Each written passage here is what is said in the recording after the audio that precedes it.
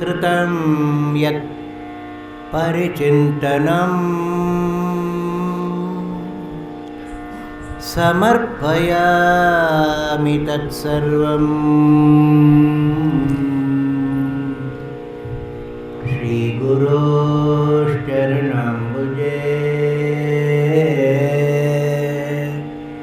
समर्पयामि तत्सर्वम् गिरीश्वरपदाम्बुजे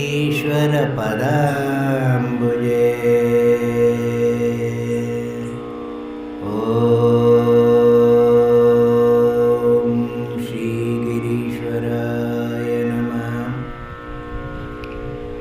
संवित् गिरिराजेश्वरी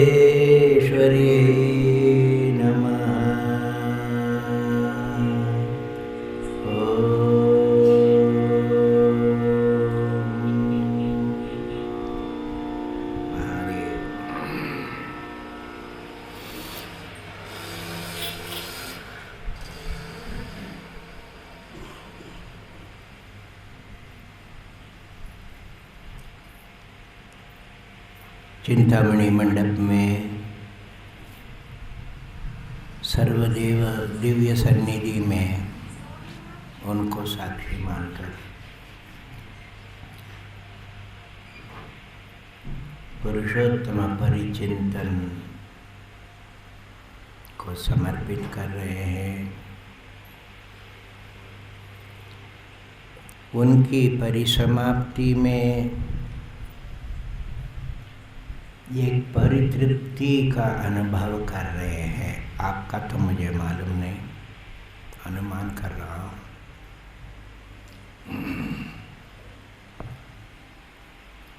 एक असाध्य कार्य सिद्ध हुआ।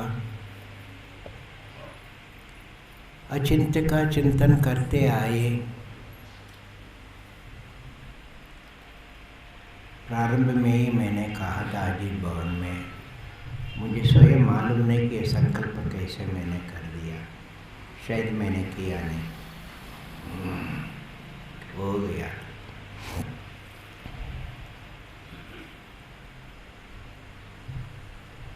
आज ये आश्वासन मिल रहा है, जो कुछ हुआ अच्छा ही हुआ। जो कुछ हुआ एक समुद्र मंथन जैसा हुआ।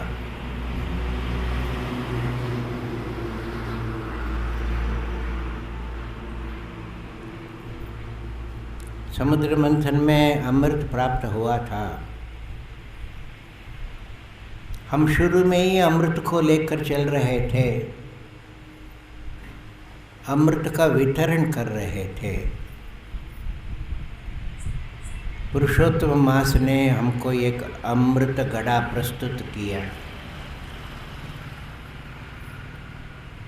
मैं हमेशा मंगलाचरण में कई बार किया हूँ, आप लोगों को मालूम होगा।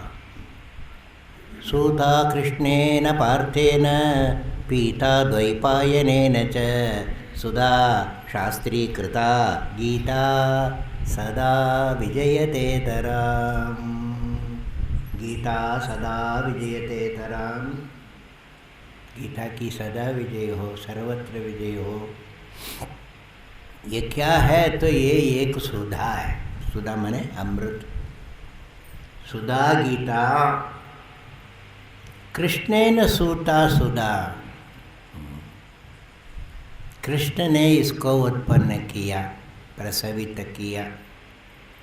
पार्थेन पीता, पार्थ ने उसका पान किया। द्वैपायनेन शास्त्रीकृता, द्वैपायन मुनि ने, कौन? वेदव्यास जी, इस सुधा को शास्त्र बना दिया, शास्त्र का रूप दे दिया।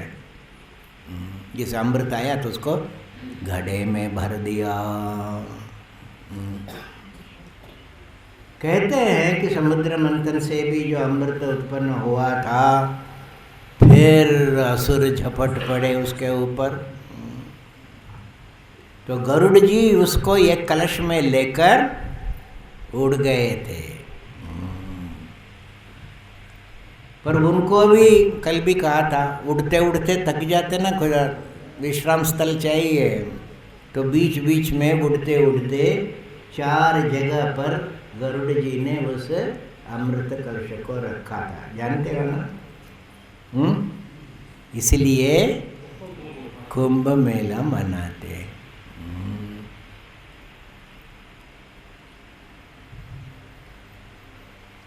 उन्होंने 4 जगह रखा, हमने 28 जगह रखी।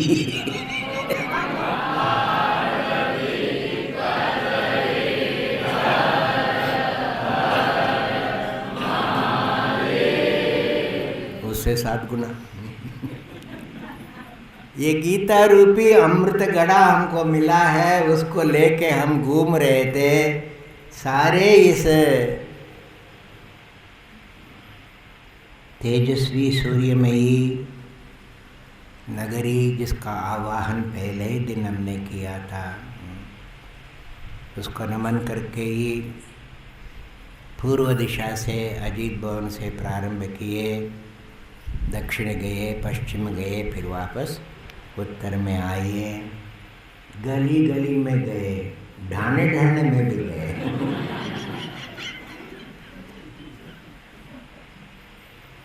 मंदिरों में गए, भवनों में गए, न्यात के न्योरों में गए।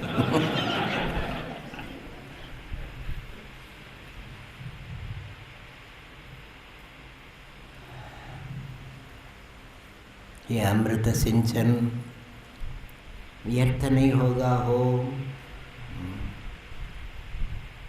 ददत ज्योतिर्जनेभ्यः, पहला दिन सूर्य नगरी का आवाहन करते हुए कहा था, जैसे सूर्य प्रकाश के लिए उस अक्षर परब्रह्म ने आसमान में टांग रखा है, उस प्रकार सूर्य नगरी को भारत ने बनाया। ददत ज्योतिर्जनेभ्यः, यह ज्योति जलती रहेगी।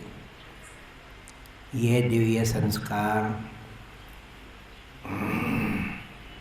शाश्वत शांत पद तत्प्रसादात् परां शांतिं स्थानं प्राप्स्यति शाश्वतम। यही भगवद गीता का आशीर्वाद है।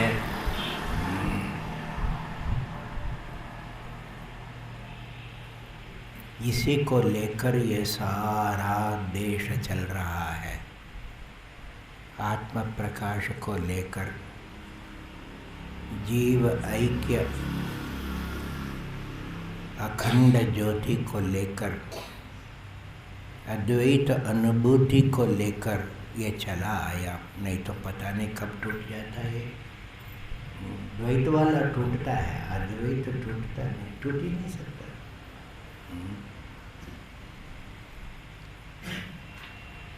खास करके इन अंतिम सप्ताह में जिसको आप बहुत कठिन मान रहे थे, फिर भी रस ले रहे थे, आ रहे थे, कीचड़ में गिरते गिरते भी आ रहे थे। उषा रानी जी ने कह दिया था बीच में मुझे जाना पड़ेगा, श्रीनाथ जी के लिए जाना पड़ेगा। पता लगता उनको श्रीनाथ जी यहीं मिल गए। कहीं नहीं। मुझे बहुत प्रसन्नता हुई, सन्निधि मात्र, daily attendance, that itself was very satisfying, है ना। इसलिए उतने अंश में आप लोग पास हो गए, अटेंडेंस पूरी थी। मिला वो चीज़ मिली, वो प्रेमास्पद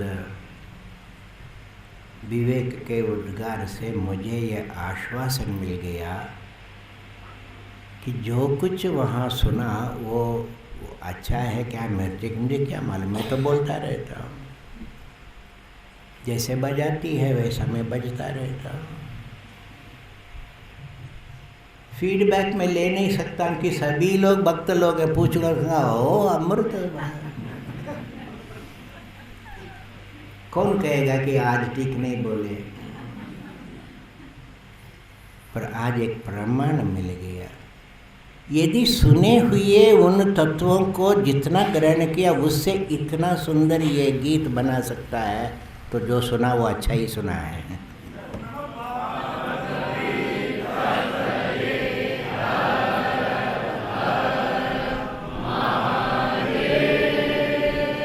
जो तुझ में है वो ही मैं हूँ, इसी को लेकर मैं जी रहा हूँ, इसी को लेकर मैं गा रहा हूँ। यही पुरुषोत्तम योग था। इसलिए मैं इतना आश्वासन आपको अब इतने मात्र ही देना चाहता हूँ आज। इसकी बहुत जरूरत है। जितना भी समझोगे, एक लव मात्र भी समझोगे, उसी से ये केवल तुम्हारा जीवन नहीं, ये राष्ट्र जिंदा रहेगा। हो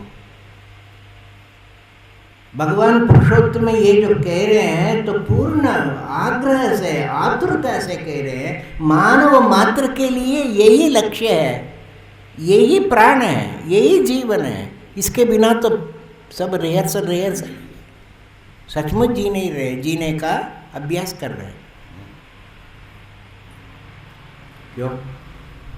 ये तद्बुद्ध्वा बुद्धिमान स्यात् कृतकृत्यश्च भारत। ये जरूर ये एक अनुभूति ऐसी है जो अक्षर से भी अतीत, अक्षर से अतीत जाना ही मुश्किल, पर थोड़ा सा संस्कृति के बल से, रसिकता के बल से, काव्यता के बल से, पदार्थों से अतीत, beyond the physical, beyond the gross, सूक्ष्म तत्वों को अनुभव कर लेते हैं। अक्षर से भी अतीत और अक्षर से भी अतीत जाते हैं तो व्यक्तित्व टूट जाता है, व्यक्तित्व को छोड़ना पड़ता है। एक कविता में पढ़ रहा था,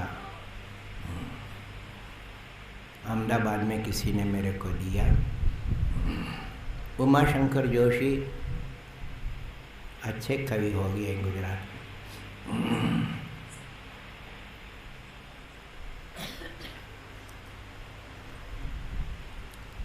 स्वतंत्रता आंदोलन में गुजरात अग्रगण्य रहा है।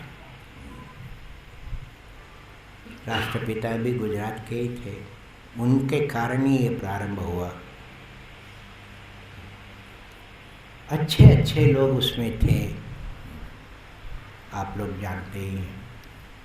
उनमें से ये उमाशंकर जोशी भी थे। आंदोलन करते करते सन 1932 में 1932 तो विसापुर जेल में गए, तो जेल में डाल दिए। उस कारावास के समय में, उस जेल में रहते हुए उन्होंने एक सुंदर कविता लिखी है, उसको पढ़ रहा था गुजराती में, और भी सुंदर। मैं समझ नहीं सका, जब पूछा तो उन लोगों ने अर्थ बतलाया। उसका एक हिंदीकरण भी मेरे को संयोगवश मिल गया। विश्व मानवी के शीर्षक में वो ये कविता लिख रहा, अनुभव लिख रहे हैं, कोई पुरस्कार पाने के लिए नहीं, वो जेल खाने में। उसका अंतिम में 4 पंक्ति सुनाना चाहता हूँ। विश्व मानवी अपने आप को एक खग, एक विहग, एक चिड़िया के रूप में वर्णन कर रहा है। मेरे को कौन बांध सकता है, मैं तो बुड़ जाऊंगी। व्यक्तित्व के बंधन टूट जाए, जग में बिछे प्राण पराग क्षण क्षण, आलोक तम में पंखे भिगोकर, छिड़कों सभी पर अनुराग जलकण। आलोक तम में दोनों पंखों को भिगोकर, छिड़कों सभी पर अनुराग जलकण, मैं व्यक्तित्व मिटाकर बनो विश्व मानवी। व्यक्तित्व मिटाकर बनो विश्व मानवी, सिर पर धरूं धूली वसुंधरा की। इदं विष्णुर्विचक्रमे त्वेदा निदधे पदम समूढ़म् अस्य पांसुरे। वो कल बतला रहा था। ये भूमि वो भूमि है जिस पर विष्णु ने पदार्पण किया। ये धूली वो धूली जिसमें उनके पाद स्पर्श का प्रसाद हमें मिल रहा है। वो धूली धरो सिर के ऊपर, व्यक्तित्व को मिटाकर बनो विश्व मानवी। मैं इसलिए उदाहरण दे रहा हूँ, ये भारतीय कोई भी अच्छी चीज़ निकली हो, अच्छी प्रवृत्ति हुई हो, एक उन्नत व्यक्तित्व आया हो, तो व्यक्तित्व को मिटाकर आया। उस व्यक्तित्व को मिटाने का अनुभव किया उन्होंने। कैसे किया? गीता पढ़कर किया, या मैंने उदाहरण दिया था एक मकोड़े के देकर किया होगा। जीवन के हर एक परिस्थिति में, छोटे से छोटे और गंभीर से गंभीर, यदि तुम जागृत हो, संस्कृत हो, गीता के संस्कार यदि हो, ये व्यक्तित्व का अतिक्रमण करके उस विश्व का दर्शन कर सकते हो जिसमें कण कण दिव्य है, इसमें कोई सीमा नहीं है, फिर भी सीमाएं आती है और जाती है। ये अनुभव है। उसको प्राप्त करने के लिए कोशिश करते हो तो इट इज वेरी डिफिकल्ट। ये प्राप्त हो ही रहा है। बार बार भगवान इसी पर जोर दे, ये अनुभव हो रहा है, पहचान नहीं पा रहे हो। संस्कृतात्मा होनी चाहिए। ये तंतोपि अकृतात्मा नैनम पश्यति। ये एक संस्कृति है। हमारा शास्त्र जीवन का प्राण है। जीने के शासन को ही हमने धर्म का शास्त्र बनाया। क्योंकि हमारा सनातन धर्म है, मजहब नहीं है। Not one life style, life itself is our religion. ये विशेषता को भूलना नहीं हो। ये विशेषता तभी आएगी, तुम कभी भारतीय तभी सिद्ध होगे, वैदिक सिद्ध होगे, हिंदू सिद्ध होगे, जब ये अनुभूति तुम्हारी प्रेरणा देने वाली हो। इस अनुभूति का आस्वादन तुम कभी ना कभी करते रहोगे। This is what the country needs, this is what every human being needs. ये अमृत की बूंद।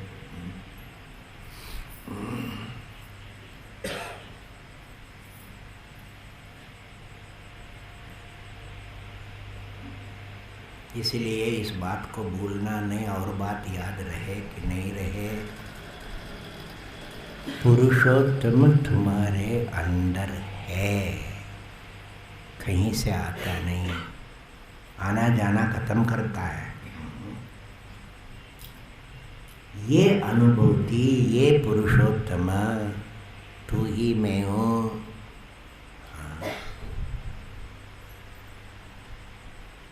अविनाशी की गोदी में बैठे हुए हैं। राम मरे तो हम मरे। राम तो कभी मरने वाला नहीं है।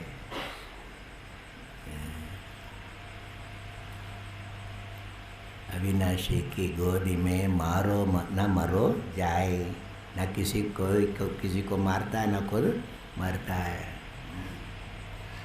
ये हमारे अंदर है, ये अमृतत्व हमारे अंदर है। इसलिए बाहर देखना नहीं, बाहर की मांग नहीं करना।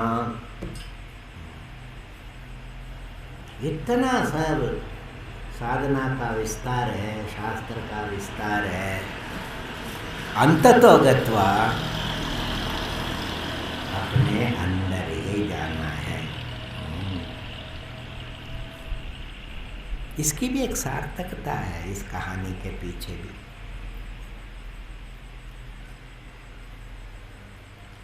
इसलिए चिंता नहीं करना, कठिनाई बाहर है, अंदर क्या कठिनाई है।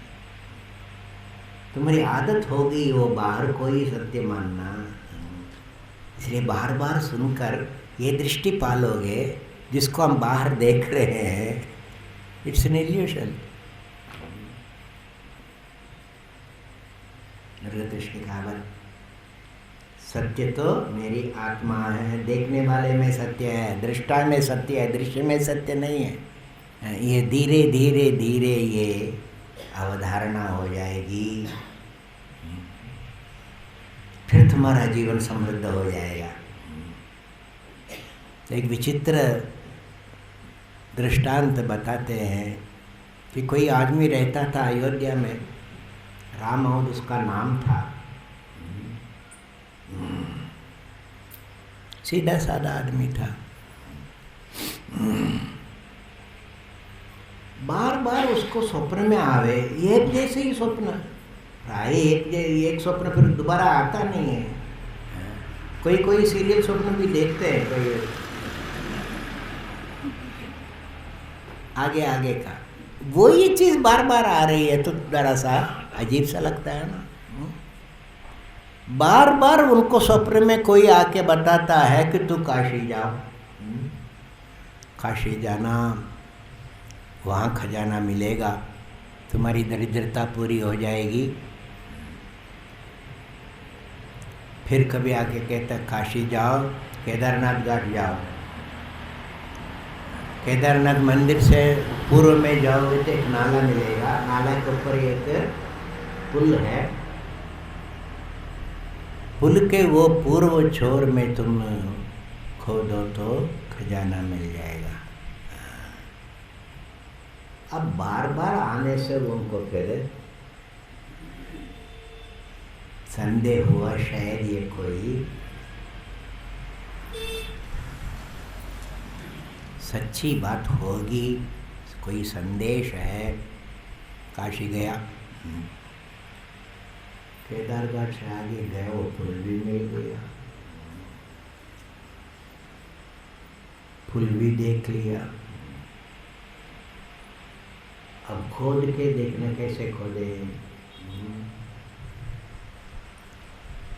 सबके सामने तो खोज नहीं सकते, इसलिए सवेरे सवेरे उठ के 4 बजे गया। वहाँ देखो तो उसके बगल में एक बड़ा भारी महल जैसा मकान है, उसके बाहर सेंट्री खड़ा है, सिक्योरिटी वाला खड़ा है, वो घूम रहा है, तो वही बैठ गया। कर ये इधर उधर जाएगा तो कोशिश करेंगे, वो गया ही नहीं। वो दूसरा दिन गया, शाम को गया, देखा तो सेंट्री खड़ा है। वो तीसरे दिन वो सेंट्री पास में आया, वो देखने ये यहाँ बैठे क्या कर रहा है।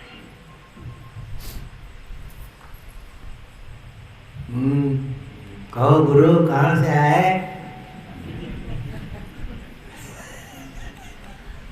ऐसे काशी, यहाँ कैसे बैठे? ऐसे बैठा, अच्छा लग रहा, चला गया। फिर 2-3 दिन देखा, राम राम आके राम राम करके जाता है। फिर जरा दोस्ती हो गई, फिर वो भी बैठ गया पास में। बताओ कि तुमने यहाँ बैठ के ध्यान करने को किसने बताया? उन्हें कहा मैं असली बात बताऊं, ऐसा सपना आया। वो जोर से हंसा। देखो तुम बहुत सीधे आदमी लगते हो, ऐसे स्वप्न क्या आते रहते हैं। मेरे को देखो, मेरे को भी ऐसे स्वप्न आता है, बार बार ऐसे स्वप्न आता है। बार बार मेरे स्वप्न में आके कोई कहता है तुम अयोध्या जाओ। ये सब मानूंगा तो अभी मैं अयोध्या में घूमता रहता। अयोध्या जाने के लिए क्यों कहा? अयोध्या में जाओ और पता लगाओ, रामावत नाम का एक आदमी है। अब रामावत, अयोध्या में तो सभी रामावत है। नहीं, बजरंगी का लड़का रामावत। अब बजरंगी भी कितने बजरंगी हैं? बजरंगी का लड़का रामावत तो सैकड़ों मिलेंगे आपको अयोध्या में। उसके घर में जाओ, उसके घर में एक नीम का पेड़ है, उसके नीचे खोदो तो खजाना मिल जाएगा। अब ये बता कैसे बेत की बात है? ये सब नहीं मानना चाहिए। उसको काटो तो खून नहीं आवे, क्योंकि इसके पिताजी का नाम बजरंगी और उसके घर में एक नीम का पेड़ है जिसके नीचे बैठे ये हमेशा ध्यान करता था। उन्हें कहा हाँ भाई आप ठीक है, नमस्ते नमस्ते, भाग। सीधा बस पकड़ के गया अयोध्या, अपने घर में गया। इधर उधर देखा, थोड़ी अंधेरा, खोदा तो खजाना मिल गया। अब इसको क्या कहोगे? है ना, अपने ही अंदर खजाना है, उसके लिए कहीं जाकर दूसरे से सुनना पड़ता है, दूसरे से सुनना पड़ता है। ये तुम्हारा स्वप्न नहीं है, ये हमारे गुरुजनों का स्वप्न है, ये परमेश्वर का स्वप्न है। ये करो, खजाना मिल जाएगा, हो शाश्वत शांति मिल जाएगी। इसलिए जो कुछ हमने गीता के साधना में, गीता के उपदेश में देखा, वो सब का सब एक अंतर यात्रा है, अंतर खोज है। करो, इसमें तुम परम स्वतंत्र हो। इसमें न किसी की जरूरत है, न किसी समय की जरूरत है। सहायता तो सारी दुनिया से तुमको मिल जाएगी, पात पात से तुमको सहायता मिल जाएगी। गुरुजन तो है ही। ये पुरुषोत्तम का जो परिज्ञान है, ये परिचिंतन से आता है। वो परिचिंतन जो है ये हमारे अंदर से ही आता है, जीवन की अनुभूति से आता है। अभी अभी किसी ने कहा कि वो सारा रिकॉर्ड तो कर लिया, बहुत अच्छा लगा, पर ये दर्शन कब होगा? तो दर्शन होता नहीं है, ये कोई दर्शन नहीं है। मैंने आंखों का, इंद्रियों का, मन का भी नहीं। बार बार भगवान कहते हैं मन के भी परे जाना है। ये मन को पकड़ने वाला तो जीव है, ईश्वर को मन की क्या जरूरत है। और तुमको तो ईश्वर के परे भी जाना है, माया के परे जाना है, मन की क्या जरूरत है। समझ में आई? इसलिए पूरी ये भगवद गीता का जो उपदेश है सिर्फ पुरुषोत्तम को लेकर, ये मैंने कहा था, मैं बताऊंगा आपको। 13वें अध्याय में ज्ञान का प्रकरण भगवान प्रारंभ कर रहे हैं। उसमें उन्होंने प्रतिज्ञा की, ज्ञेयं यत्तत् प्रवक्ष्यामि ज्ञात्वा अमृतमश्नुते। अमृत प्राप्ति के साधन में जो तुम्हारे लिए जानने लायक है, ज्ञेयं यत् तत् प्रवक्ष्यामि, वो मैं बताऊंगा। उसको जानने पर अमृत की प्राप्ति हो जाती है। ये 13वें अध्याय के 12वें श्लोक में प्रतिज्ञा करके वो ज्ञेय स्वरूप जिनको जानना चाहिए वो 22 के श्लोक में बतलाते हैं। उपद्रष्टानुमंता च भर्ता भोक्ता महेश्वरः परमात्मेति चाप्युक्तो देहेस्मिन् पुरुषः परः। पुरुष का वर्णन कर रहे हैं, देहेस्मिन् पुरुषः। हाँ, पुरुष माने ही वो ना, परम में जो है वो पुरुष है। अस्मिन देह है, ये पुरुष के ये सारे रूप है। उपद्रष्टा अनुमंता च भर्ता भोक्ता महेश्वरः परमात्मेति च। छठा परमात्मा का स्वरूप। यो लोकत्रयमाविश्य विवर्तव्य ईश्वरः अक्षरादपि उत्तमः परमात्मेति उदाहृतः। वो परमात्मा पुरुषोत्तम लक्ष्य, ये छठा पुरुष हो। इसलिए उपद्रष्टा से ये यात्रा प्रारंभ होती है। उपद्रष्टा देखने वाला, वो भी तटस्थ होकर देख रहा, उप माने पास में होकर देखने वाला, पास में से देखने वाला। तुम्हारा दोस्त कभी दूर नहीं होता, हमेशा साथ में रहता है। जो कुछ तुम करते हो सोचते हो उन सबको जान लेता है। ये सखा भाव अर्जुन को जन्म से प्राप्त था। ये कहना भी गलत है, जन्म के पहले से प्राप्त था। नर रूप से ये नित्य नारायण का सखा है ना। अब अवतरित हुए तो नारायण भी अवतरित हुए, नर भी अवतरित हुए। क्यों भाई? नारायण देवकी से उत्पन्न हुए और नर उसके बुआ के बेटे बनकर आए। जन्म से सखित्व हुआ। उपद्रष्टा एक दूसरे को अच्छी तरह से जानते हैं। अनुमंता देख रहा है पर वो भाग नहीं ले रहा है। अनुमंता, हाँ, अब अप्रूव करने वाला। तुम ठीक कर रहे हो या तुम जो कर रहे हो उसमें भगवान भाष्यकार इसलिए लिखते हैं, स्वयं अप्रवृत्तोपि प्रवृत्त इव अनुमंता। स्वयं तो तुम्हारे जीवन में नहीं आ रहा है पर आ रहा है। कैसे? सारथी बनकर। मैं लड़ूंगा नहीं, लड़ूंगा नहीं तो फिर लड़ाई में क्या करोगे? उन्होंने कहा कि लड़ो नहीं लड़ो, मेरे साथ आना पड़ेगा। ठीक है, आ जाऊंगा। अनुमंता। तो उन्होंने ये सारथी रूप से उनका वर्ण किया। पुरुष अनुमंता होकर उनके पास आ गए। वहाँ जाकर जब महान मोह में पड़ गया, गिड़गिड़ाने लगा, गिरने लगा, गांडीव तो गिर ही गया था नीचे। गांडीवम संसदे अस्तात्, डूबने लगा मोह में, शोक में, भय में। पहला अध्याय में ही तो वर्णन है। तब उन्होंने सहारा के लिए, रक्षा के लिए पकड़ा, शिष्यस्ते हम शादिमाम त्वाम प्रपन्नम। तब भर्ता बने, तुम्हारी रक्षा करने वाला भर्ता वो है। आश्वासन दिया, ठीक।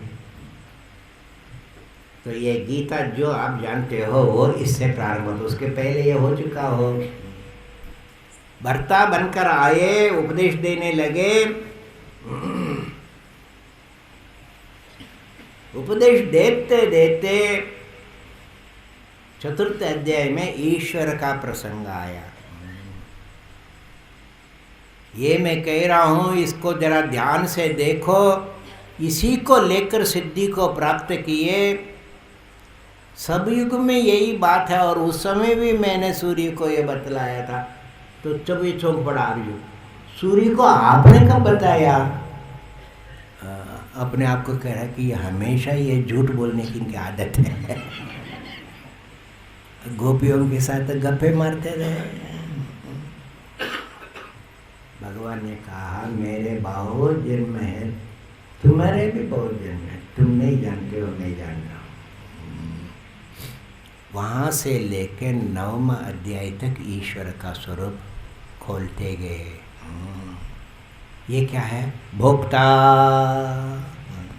अहम हि सर्वयज्ञानां भोक्ता च प्रभुरेव च, न तु माम अभिजानन्ति तत्वेन तश्चवन्ति ते।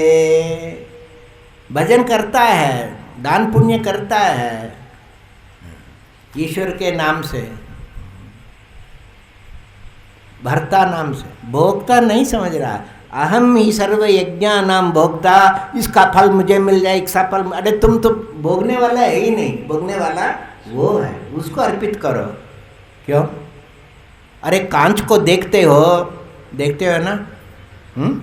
कब शेव करते से, बाल बनाते से, टीका लगाते से, देखना ही पड़ता है, नहीं तो फिर कैसे होगा ये? अब देखोगे क्या दिखाई देता है? बस ये मेरा चेहरा दिखाई देता है, ये बाल है, ये टीका है। ठीक है, टीका लगाओ। कहाँ लगाओ? दर्पण में लगाओगे। दर्पण में टीका लगाओगे, तुम्हारा काम बनेगा नहीं, और भगवान का भी काम नहीं बनेगा।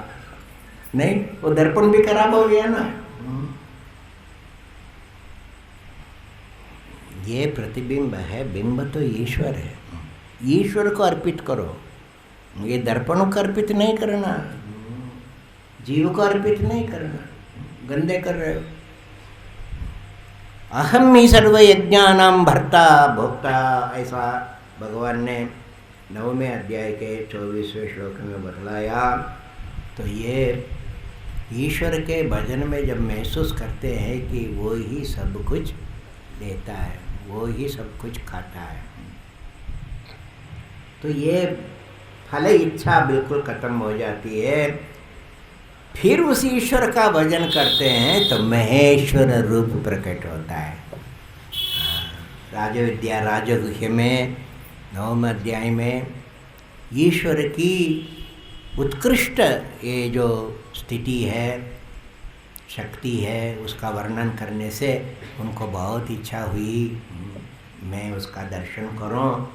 11वें अध्याय में जाकर वो महेश्वर रूप दिखाते हैं। वो तो बिल्कुल एक नया रूप था ना। हर स्तर में देखो अर्जुन एक नई चीज प्राप्त कर रहा है, ये नोट करना है। वही चीज नहीं आ रही है। सत्य की अनुभूति में एक नया स्तर आया है, एक नया दर्शन है। तब देखो वो गदगद होकर अनंत देवेश जगन्निवास त्वमक्षरम सद असत तत्परम च, सद असत तत्परम च।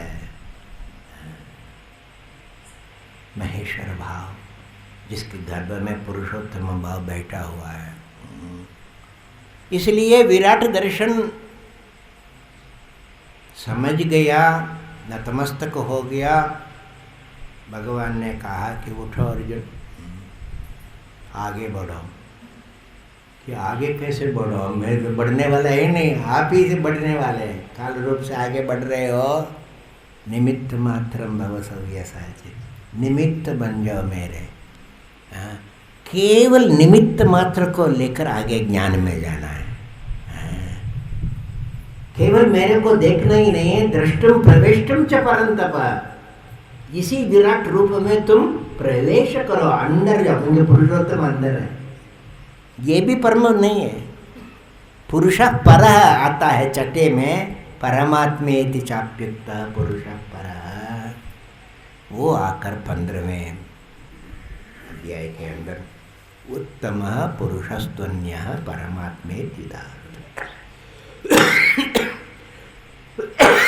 समझ में आई? वो ही पुरुषोत्तम का थीम, शुरू से वही विषय चल रहा है। यहाँ आकर परिसमाप्ति हुई।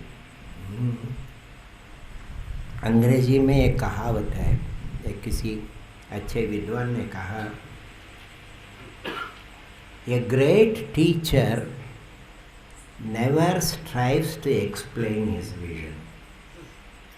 ए great teacher never strives to explain his vision. वो गुरु होते हैं ना, उनका एक दर्शन है, उनकी एक अनुभूति है। उस अनुभूति की विश्लेषण, टीका टिप्पणी वही नहीं करता है, आपको बताता भी ना, आपके ऊपर तोपने की बात ही नहीं है। He simply invites you to stand beside him and see for yourself. वो सिर्फ एक निमंत्रण देता, मेरे पास खड़े हो जाओ, तुम भी देख। यही निमंत्रण है भगवद गीता में। भगवान थोप नहीं रहे हैं, ये प्रस्तुत कर रहे हैं। ये है अमृतत्व,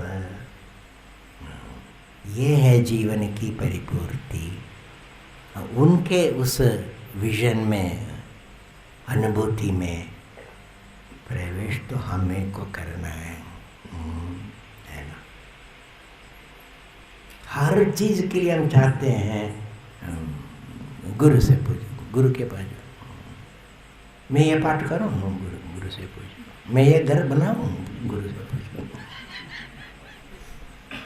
तो ये पुरुषोत्तम मार्ग नहीं है, ये विजन है ही नहीं है। ये तो गुलामों का है। जैसा आप कहोगे वैसा मैं कर लूँगा।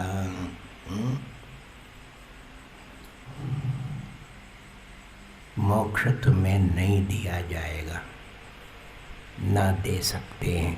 हाँ, ईश्वर भी मोक्ष नहीं दे सकते, क्योंकि ये देने लायक चीज नहीं है।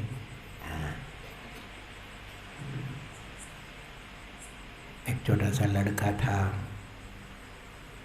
उसको पैसा मिल गया, किसी ने प्यार से दिया होगा। जाके खोमचे वाले के पास गया और 2 केला लेके खा लिया। बहुत अच्छा लगा उसको और खाने की इच्छा हुई। अब पैसा तो खत्म हो गया, क्या करें। वो जाकर उसके सामने खड़े हो गए। उन्होंने पूछा कि भाई तुम क्यों खड़े हो? उन्हें चिल्का दिखाया और कहा मेरे को रिफिल चाहिए।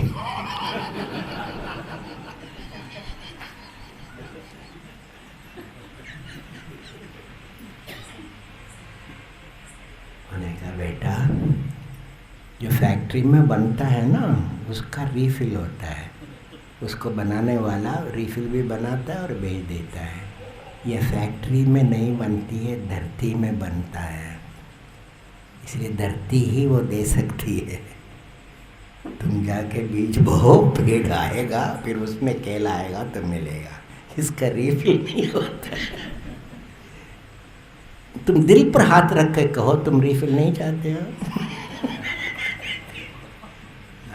कहीं से मिल जाए रीफिल तो जिंदगी नहीं होगी। तुम्हें जीना पड़ेगा, तुम्हें बोलना पड़ेगा। अभी जो बताइए सारी यात्रा तुम्हें करनी है, तभी वो अमृत होगा, नहीं तो जड़ हो जाएगी। इसलिए अंतिम प्रार्थना भगवान से यही करते हैं, हम उनका अनुकरण करें, जैसे अर्जुन ने उनको वचन दिया था। क्या वचन दिया था भाई? करिष्ये वचनम तव। याद रखना, एक एक शब्द को पकड़ना। करिष्ये वचनम तव। करिष्ये मत कर्म नहीं कह रहे हैं, मैं अपना काम करूँगा ये नहीं कह रहा है। काम कहाँ है? आपका वचन करूँगा, आप जैसे बोलते हो वैसा करूँगा। बड़ी बड़ी बातें कर ली और तुरंत परीक्षा हो गई। युद्ध प्रारंभ हो गया। अरे युद्ध भूमि में ही तो थे, इसलिए क्लास खत्म हुआ और परीक्षा शुरू हो गई। ऐसी कठिन परिस्थिति आई, भीष्म का वध करना था। याद कर लो, बहुत सुंदर प्रसंग है। भीष्म को आज मारना ही पड़ेगा, उनको प्रतिज्ञा करके बैठे हैं। हाँ, दुर्योधन ने उनको छेड़ दिया था, अपमानित कर दिया था।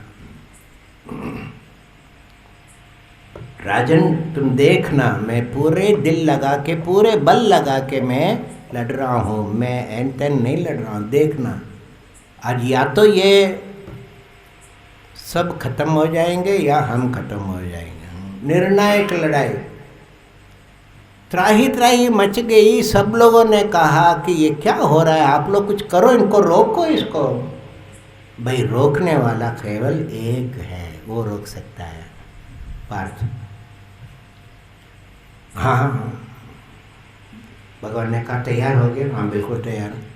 तो भगवान भी बड़े चालाकी से, वो भी चालाकी से लड़ रहे, बड़ी कुशलता से, जहाँ से आराम से वार कर सकते वहाँ जाके खड़ा कर दिया। ये मार नहीं रहा, अब वो खड़ा थोड़ी रह सकते वहाँ, घूम के जा रहे। फिर और एक राउंड, और एक राउंड।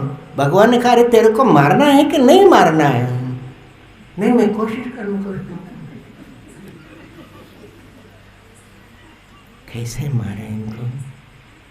भगवान को गुस्सा, तेरी तुम नहीं मारोगे तो मैं मारूंगा। कूद पड़े रथ से। अस्त्र तो उठाना नहीं था, चक्का एक उठा लिए। एक चक्का गिर गया था ना रथ से, इनका नहीं दूसरे का, उसको उठा के भागे भीष्म के ऊपर। भीष्म चकित रह गया, अरे इन्होंने वचन दिया था कि मैं वार नहीं करूंगा, ये वार करने आया तो मैं जीत गया। इनका वचन तोड़ा दिया ना मैंने।